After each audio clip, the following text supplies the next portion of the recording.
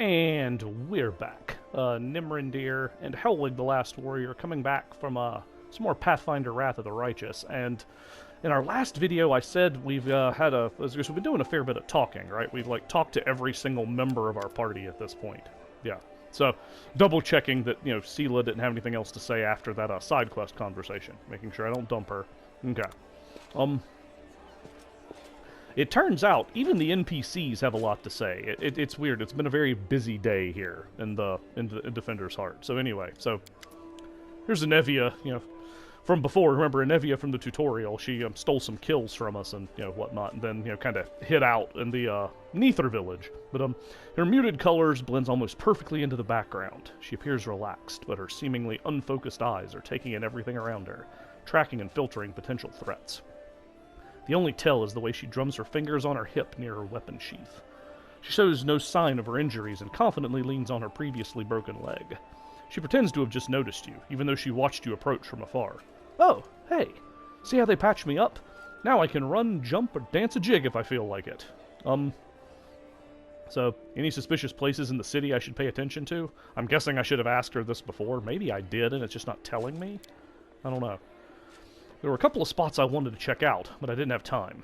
If there really is a den of cultists there, it would be good if you could swoop in there and bust some heads. You don't even need a search warrant.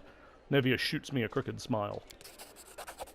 First one is the Silken Thread. It's a funny little tailor shop that doesn't take any orders and never buys any fabric, but they always seem oh so busy.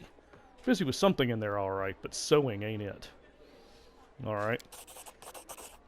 Second one is the Alchemy Shop, Topaz Solutions. And they trade in everything, not just healing potions. Judging by the ingredients they've been buying on the black market, there's something fishy about the alchemical rituals going down in that place. So apparently I should have asked about these earlier, or maybe I tried and you don't get it until you come back, until after Market Square. I don't know. Anyway, tell me about yourself. Shrugging with a lazy smile. I'd be happy to, but there's kind of nothing to tell. What's so interesting about me? Where are you from? Nowhere. I was blown in by the wind and found in a cabbage patch. I'm sorry, that's an old habit of mine. I don't like blabbing about my past, but you saved my skin, so I guess I kind of owe it to you not to clown around, right? I'm from Nidal. Ooh. Yeah, Nidal's not a good place. And I wouldn't wish my homeland on my worst enemy. You've heard of the place, I'm sure. Ruled by monsters that aren't alive nor dead, and the official religion is the cult of Zon-Kuthon. So, for those of you not up on Pathfinder lore, Zon-Kuthon, yeah, kind of imagine, one of, the Cenobites from Hellraiser, deified. Kind of does it.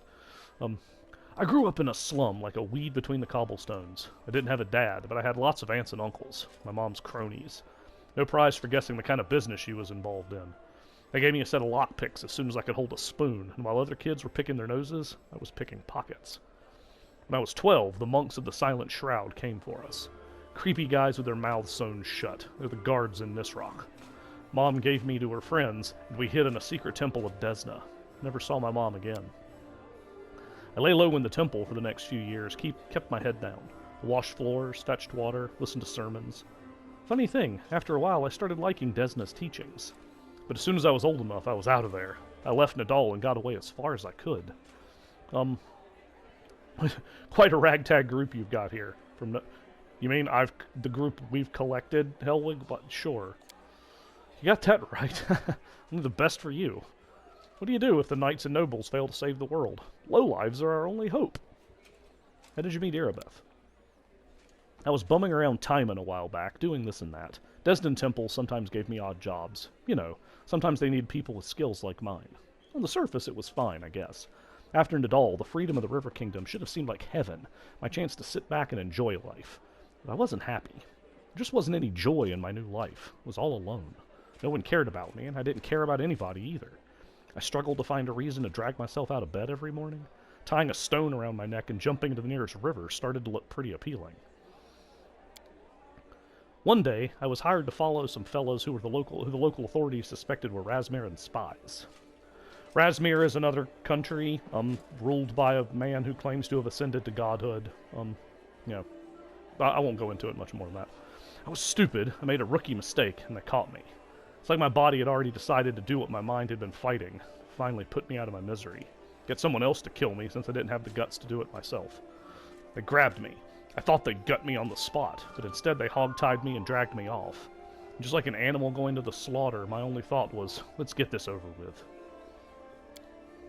They brought me to their stinking cave, threw me on their altar, and I realized who it was. Kuthites from Nidal.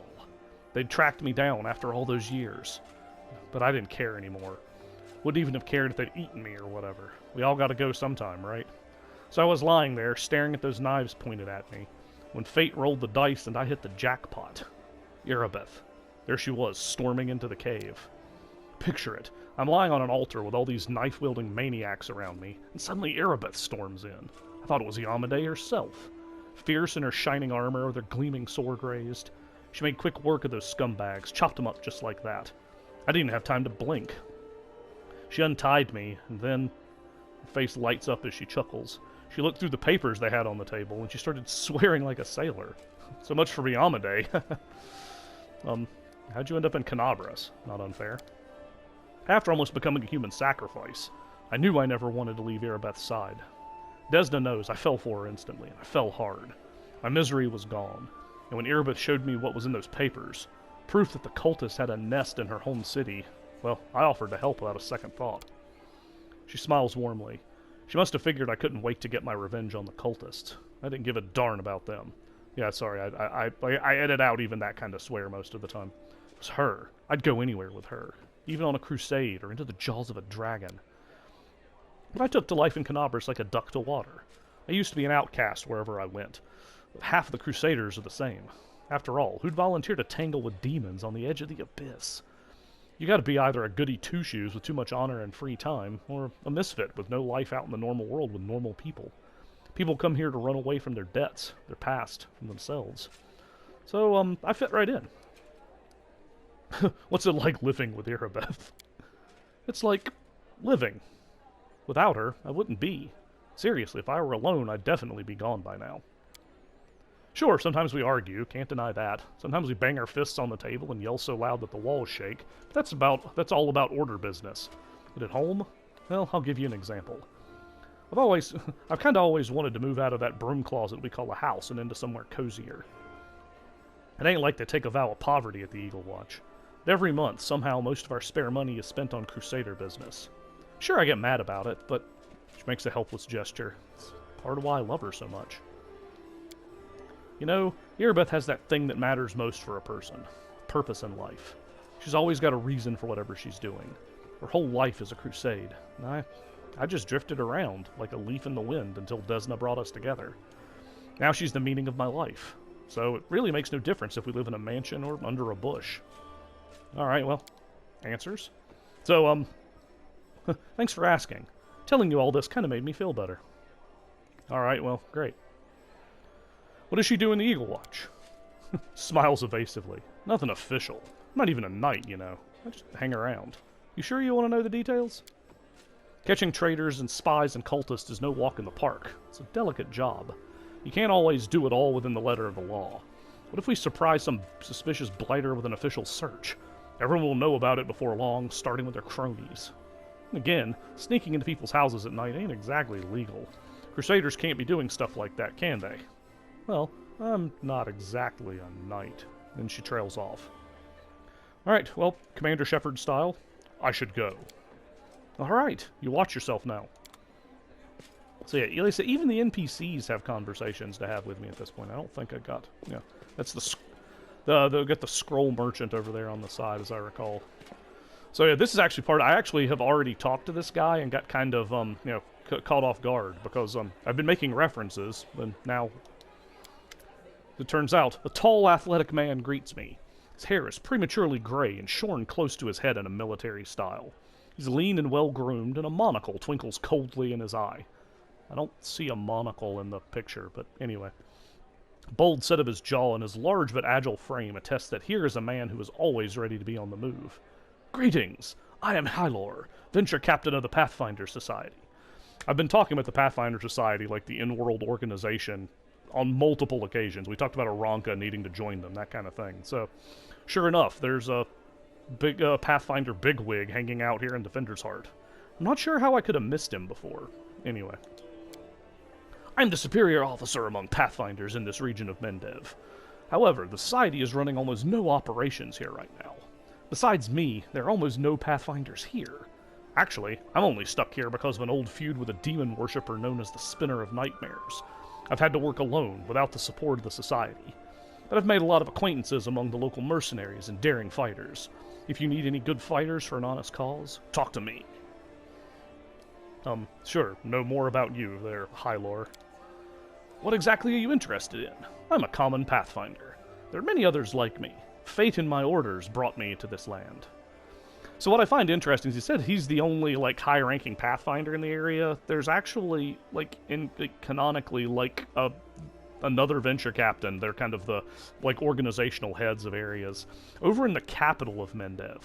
But, yeah, anyway. I don't know the geography well enough to know exactly how close Canabras and, Nerosian are. But, anyway. Oh. Tell me about the Society. The Pathfinder Society is a global organization that unites opportunists and adventurers of all kinds. We explore the world and uncover its secrets, travel, and sometimes face down threats. In times of trouble, the latter becomes our primary focus. We're driven by curiosity and the desire to make the world a better place. And, of course, some seek profit or hunger for glory. Yeah, depending on, who's, sending you somewhere, where it's, the balance of those different outcomes is kind of, different. Anyway. But in any case, it's hard work. They might send you anywhere on a mission. Weaklings have little place in the Society. It's more for seasoned fighters. That's completely bupkis. I mean, there's an awful lot of weakling scholars in the Pathfinder Society, but anyway. There's society lodges in many cities. The closest one is in Nerosian. Okay, there we go. He actually mentioned it. They're each led by venture captains, lads like me. The Grand Lodge is in Absalom, the center of the world. The Decemvirate sits there, the anonymous council of our leaders. Yeah, the Decemvirate are kind of polarizing figures. If you're familiar with, Forgotten Realms, they're sort of like the Lords of Waterdeep. They, 10 leaders that actually wear, magical masks that, prevent you from knowing who they are. As of now, in the 2nd edition setting, there's one member who's taken off her mask. We know who she is, but anyway. So, how did you end up here, Hylor? I was working on an assignment for the Pathfinder Society, and then a demon worshipper named the Spinner of Nightmares abducted my daughter, Lori. For the past 3 years, I've been trying to save her. During this time, I've become a specialist in scouting demon territory. I've even planted agents among the cultists. Truth be told, in pursuing the Spinner of Nightmares, I've been acting more on behalf of Queen Galfrey than the Society. It's a long story. Maybe I'll tell you the rest of it sometime. He frowns grimly. The Spinner of Nightmares is a true spawn of the Abyss. I've fought her many times, but I've never been able to seize her by the throat. Yeah, Pathfinders often end up with people like that. Yeah, running foes. It's kind of a thing. Anyway, tell me about your daughter. He smiles, showing his healthy white teeth. As a girl, Lori was just an angel. We lost her mother early on. She was left to follow my example. A drifter with little idea how to talk to a 10-year-old girl. But even with such questionable parenting, Lori managed to grow into a wonderful girl. Brave, smart, beautiful, and entirely unbearable. She's always argued with me. About everything. When Lori was 18 and told me she was going to be a Pathfinder, all I said was, all right. I knew there was no use to try to talk her out of it, and she was a fine Pathfinder. Hylor's fist clenched with a painful-sounding crack. Ooh. I'll never forgive the Spinner of Nightmares for taking my girl from me. Well, no questions there. So, tell me more about your confrontation with the Spinner of Nightmares. It all began with a task of the Society. I arrived in Nerosian with my team to investigate the sudden death of a famous crusader, Baron Falron. We soon focused in on a small hospital for the wealthy, where Falron was being treated shortly before his death. It turned out that a gang of Baphomet's cultists, calling themselves the Labyrinth of Mind, had gotten a foothold at the hospital. They were obsessed with twisting the minds of their victims and targeted fragile people too weak to resist. The hospital was filled with perfect victims, isolated for weeks from the outside world, completely helpless. And when they returned, they were different, almost normal. But the moment they heard a certain phrase, something dark awoke in their mind, and they transformed into servants of Baphomet, ready to lie, betray, and even kill. The Labyrinth of Mind was preparing to infiltrate all the elite circles in Mendev, but Baron Falron stopped them. He was too loyal to his oath and too resistant to their spells. He fought for his freedom until the strain broke his heart. We opened and cleaned the city of Baphomet's pit of vipers. The den was a cradle of sin and filth. They cast spells on each other, and their loathsome fantasies stepped real from their minds into the world. They dreamt of horrible and forbidden things, and they fought like mad. We burned the place to the ground and slaughtered everyone we could, but the leaders of the cult were able to flee, and they were set upon revenge. They abducted my daughter Lori, who served under my command in the society. They left me a note full of tart insults, mockery, and sneers. From that note I learned the name of my enemy, the Spinner of Nightmares. A few months later, I confirmed that she was the leader of the Labyrinth of Mind. My hunt had begun. I would get Lori back at any cost. Hylar grits his teeth with bulldog determination. I don't really need brave and experienced fighters. I'm kind of full up, but I should go. Good luck. Watch your back. Only trust your closest friends. The enemy is cunning and treacherous. Alright, so as it turns out, for what it's worth, let me see here. I found this again, yeah. So, yeah, there's a book here. Yeah, Hylor and the Spinner of Nightmares. So the Pathfinder Society in universe, they publish their, like, exploratory findings in something called the Pathfinder Chronicles. Evidently, we've got this story, Hylor and the Spinner of Nightmares.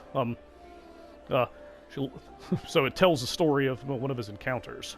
The Spinner of Nightmares let out a fiendish laugh, and the wind rose up, sending the sound rippling across the roof of the cavernous temple and off into the darkening sky. You cannot protect them! The demon worshipper performed a graceful pirouette, as though she were mocking the ungainly venture captain, who was slowly picking his way across the slippery roof tiles. You may have saved Anthoclitus today, but you won't save everyone who gets in my way. I will always be one step ahead, plunging a dagger into the heart of the next fool and sullying your path with blood that you will never be able to wipe clean. Hylor lost his footing once again, and only by a miracle did he not go plummeting to his death. His heart threatened to beat right out of his chest, but his mind was consumed with the feverish awareness of how close he was to his target. Only a few dozen paces separated him from the Spinner of Nightmares. Close enough to shoot, but the venture captain wanted to be sure the bolt wouldn't kill her, merely maim and immobilize her. Well, that was a bad choice. The hand crossbow that Hylor concealed under the folds of his cloak was throwing off his balance. The jig's up, Spinner of Nightmares. The venture captain leaned forward as though trying to catch his breath, a diversionary tactic designed to weaken the vigilance of the villain, who seemed to be waiting for something on the peak of the roof. You have one chance to save your pathetic life. Surrender now! The Spinner of Nightmares froze, as if considering the captain's words, before lunging forward like a snake and spitting with contempt. You will never see her again! Click, twang, the whistle of the bolt released from its cradle, and the swish of the Spinner of Nightmares' cloak as she dodged the shot, laughing. Hylor let out a bellow, pouring all his hatred and despair into the shout, dashed forward, slipping on the roof, tumbled to his knees. Gripping a jagged roof tile with his last remaining strength, the venture captain swallowed a grunt of pain and raised his head, only to watch his daughter's abductor be swept away on a black wind. I will find you, Spinner of Nightmares. I find it kind of funny that he keeps saying the Spinner in front of it, even when... anyway. Hylor's shout seemed to carry far and wide across the whole of Mendev. I'll find you and tear out your duplicitous heart. Yeah, so that's exciting. I guess I could take it and sell it for some money, but no, I'm just going to leave it there. It's a Pathfinder Chronicle. It's kind of supposed to stay there. So now let's check out what's going on with Erebeth. So... I thank you for saving the esteemed citizens of Canabras, even though not all of them deserve to be saved. May Amade forgive my words. Erebeth casts a meaningful look at Count Arenday, sitting at a nearby table. Can she see him? I mean, she's tall. She might have line of sight over those screens, but anyway. I don't really mean that, of course. I just never fail to be astounded by the way that good people seem to perish, while the not-so-good prove to be incredibly, amazingly enduring. So yeah, what's your problem with Darren? Is there bad blood between the two of you? Oh no, nothing like that. I think he dislikes all paladins equally. But the real question is, who does he like? Only his hangers-on, I'd wager. Not even them, actually, but... The Count has a certain reputation in Mendev. He's not a pleasant individual by any means, but he's not known for any particular villainy either. The Count enjoys a life of leisure surrounded by a gaggle of sycophants, who are always eager to badmouth the Queen at his command. He likes settling scores, too. There was a hero of the First Crusades, Sir Lant, a kind and honest man. After the end of his glorious career as a soldier, he became a wise mentor to the younger generation. He ran afoul of the Count somehow, perhaps by lecturing him about his idle lifestyle and lack of purpose. When Sir Lann died, the Count managed to buy a portion of his estate and ordered the knight's helmet to be reforged into a chamber pot. Wow. Yeah. That's some vindictiveness there. And of course, he didn't keep his little joke private. The Queen was particularly affronted by it because Sir Lann used to be her most loyal comrade in arms. I was there receiving an assignment from Her Majesty and witnessed the exact moment she found out about the helmet's fate. It's a small thing, but I could see the Queen's anguish at the travesty that had been made of her friend's legacy. That's what our Count is like as a person. That's for his talent for survival. Do you know the story of Heaven's Edge? He was the only member of his family to escape with his life when the demons unleashed a magical plague at the estate. Why is he trying to provoke the Queen? Who knows? It could be some family matter. The Count is Her Majesty's cousin, twice removed, or something like that. But I think he simply enjoys infuriating people. Crusaders and Iomede's servants especially. What about Heaven's Edge? Tell me about Heaven's Edge. I don't know all the details. It happened a while ago, back when I was a mercenary and had nothing to do with Canabras. I only know that there was a grand feast in honor of Daeron's birthday, and all his relatives were invited along with a few other distinguished guests. Everyone died from a mysterious disease someone had unleashed on the estate, including the servants, the guards, a number of clerics and paladins. But the young Count survived, because of his healing ability, I suppose. Daeron does possess an unusually brilliant talent, even if the application of his skills leaves much to be desired. Then she scowls. Yeah, thanks for telling me all this. My pleasure. I'm sorry you had to endure my grumbling. Watching these things happen to my city has put me in a foul mood. Okay, so, I found Janna, sure. Yes, thank you. It's good to have her back. We need every fighter we can get. Erebeth frowns. I suppose it's asking too much to want fighters that are sober as well. A little bit, yeah. Tell me about the Eagle Watch. It's a small order created to fight not only demons, but also the enemy within, to maintain the purity of the paladin ranks, prevent heresy, identify spies, and it failed miserably at that. The Templars of the Ivory Labyrinth infiltrated it and formed their nest within its ranks. After the Queen entrusted me with leading the order, Anevia and I practically built it from scratch. We got rid of the dead weight, people who weren't committed. We organized ways to transmit messages and orders safely. We introduced reliable ciphers. We found tacit allies around the city, from crusader orders to street beggars. This was my personal crusade to purge the city of the Templars who had infested it, and I thought I was winning. I could feel it.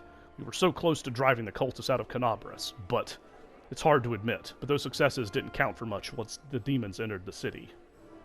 So now I've got conversation choices. I'm not gonna, I'm not gonna put those things. Yeah, no, I do like the fact that they're clearly helping. If it wasn't for you, there wouldn't be a headquarters of the Defender's Heart. Cultists would have served up the city on a platter. The lines on her forehead soften. Yes, that's true. It's a good thing we achieved something. Thank you. Personal questions. She nods. Please, but I must warn you, there are some things I don't have the right to discuss. Where are you from originally? I was born in Canabras. I grew up on a farm just outside it, but my way back home lay at the end of a long and winding road. It took me years of traveling through foreign lands before I came to be where I've always belonged.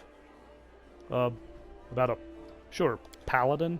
A bitter smile appears on the half-orc's face. I don't much like to remember it. Believe it or not, the story of how I became a paladin is also the story of how I failed to become a knight.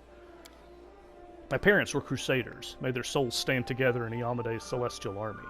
When I was born, they retired from the war and started preparing me to continue their legacy. But my father was an orc. You'd be pressed to find a calmer, wiser, and more pious servant of the goddess than he. But still, all his life he was dogged by sideways looks and whispers. When I grew older and it was time for me to serve, I decided, anywhere but Canabras. That was where my father had served loyalty, and his only reward had been injustice.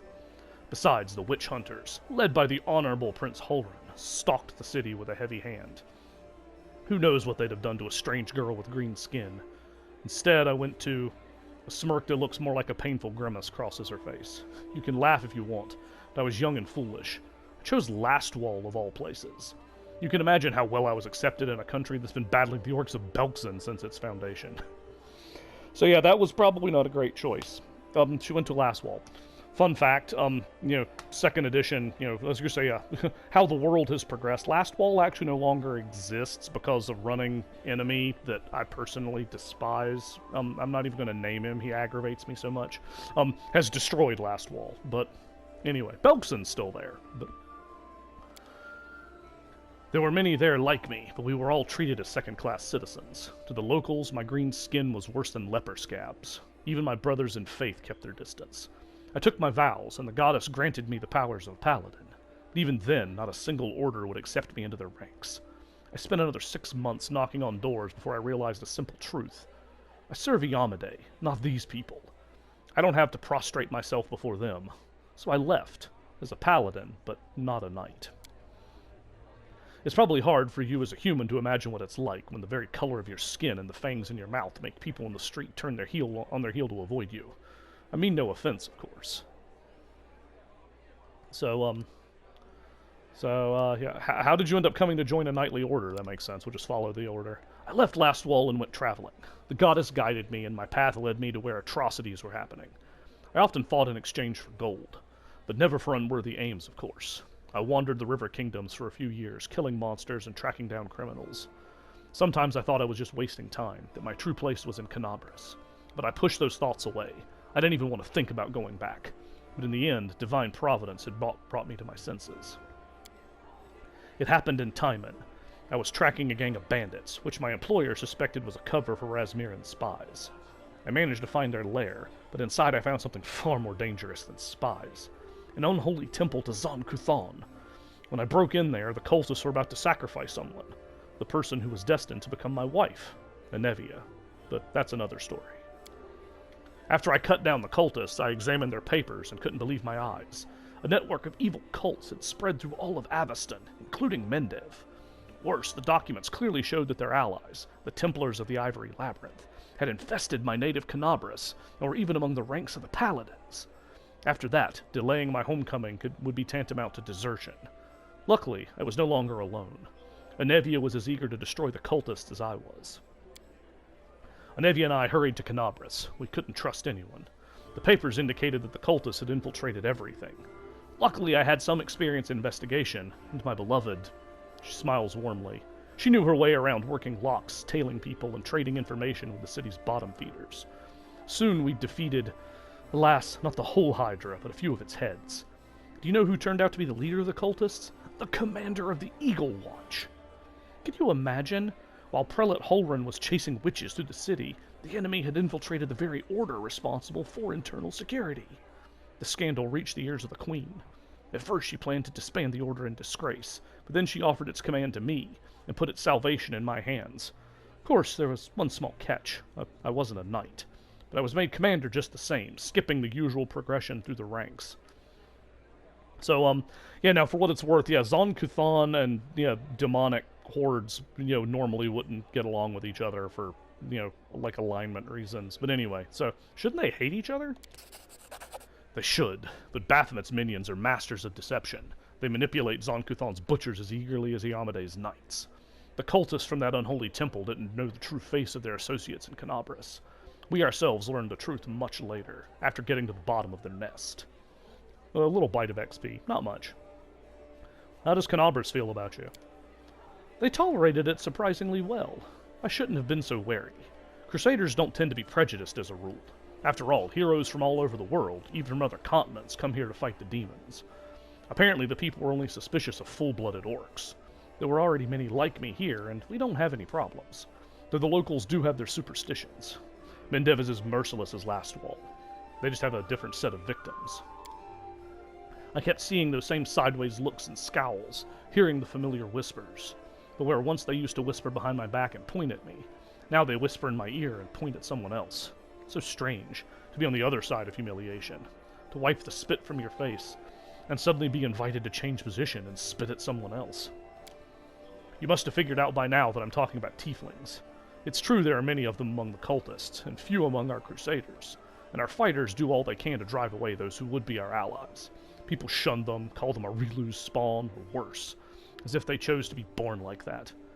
I believe it's quite a feat to rise against the call of one's blood and join the forces of good. Still, most only see them as the enemy. I once saw a knight bleeding to death because he wouldn't let a tiefling priest touch his wound. Alas, I haven't been able to change this in all my time in Canabras. But now Woljif's a problem. I mean, he'd probably say it himself. But anyway, we got a lot going on here. Again, we've been doing a lot of talking. But tell me about Anevia. We met in Timon as I was wandering aimlessly from one ordeal to another. We returned to Canabras together to expose the Templars of the Ivory Labyrinth. The day the Queen knighted me was the second happiest day of my life. The first was the day of our wedding. But Anevia isn't just my beloved. She's my staunchest ally. We share every victory and defeat. The best of me is alive thanks to her. Thank you for saving her back then, the day Canabras fell. Before her return, the only thing giving me the strength to protect the Defender's heart was the hope I'd see her again. We are in your debt. Well, thanks. She nods without saying a word. I should go. Go. May Hiyamade keep you safe. Alright, so I guess I'm going to have to go hit the bed and rest before resuming, actual adventuring. So Hellwig will stop belly aching and my spellcasters will get back spell slots and stuff like that. But anyway, so we'll go ahead and press pause here. We've been going for a bit and we've been doing a lot of talking, and I think I've finally gotten everybody. So, thanks for watching. Feel free to check out the rest of the Nimrandir Plays Wrath of the Righteous series. I promise there's going to be some more tactical turn-based combat coming up in the near future. We will catch you next time.